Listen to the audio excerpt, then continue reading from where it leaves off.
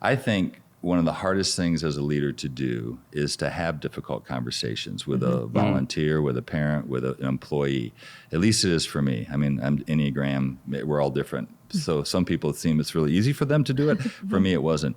And one tool that I was given as a young leader that's very helpful is when you got to have that difficult conversation, to have 3 words written down on a piece of paper. Well, it's not 3 words, 3 statements. Same as, more of, less of. And so you just sit down with them and say, I want you to do the same as this because it's fantastic. I want you to do more of this because we just need more of your talent here. But I want you to do less of this. And it's that way, it's very, very specific. It's very simple, but they leave with a sheet of paper and an understanding of where they did great and where they didn't. And again, always in private, but we have to do that with anyone or they're not going to develop. And I just think it's a very simple, easy principle. I wonder what you guys have learned in having those difficult conversations, and are there any other tools that you've used besides what I just said?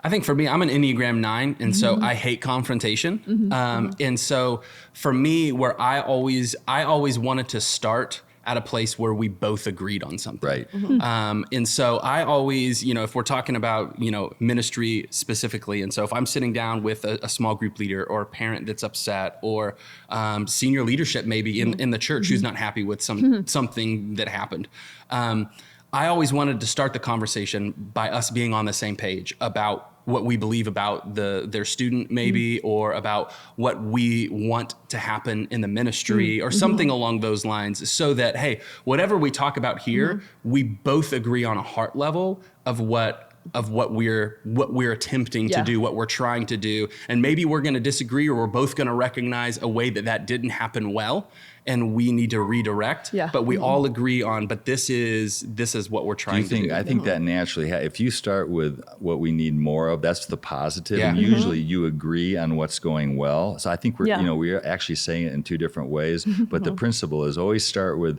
what's working, what you agree on, and you get to what's not working and what you don't agree on.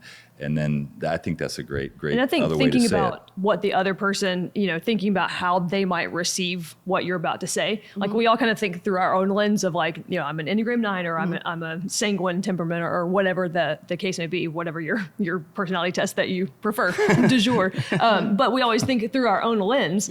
But the key is to also think through that other person's lens of like, how might this land with them? What are they going through at the moment? What are their weaknesses or what are their insecurities that they might, whatever you're trying to talk to them about might land in the wrong way. And I know that, for those of you who are leading 200 volunteers, it's hard to know what each of their insecurities are and how that might land with them. But you do have other people around you who also know them. So for those kinds of situations that are like the bigger issues, bigger confrontational issues that you have to deal with, I think that's key. Like you have the resources around you to figure out what that other person is going through and what they're gonna what lens they're gonna view what you're saying through. For sure. And you don't always have to guess at those things. I know I personally hate confrontation more than almost anything else. I hate it. And so I asked someone here at our organization who was really good at it, how do you manage that? And I think I may have even said this here on the podcast before, that she responded with the OIC method.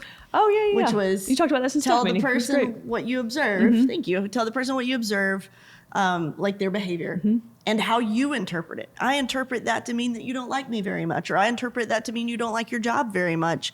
And then ask, can they clarify?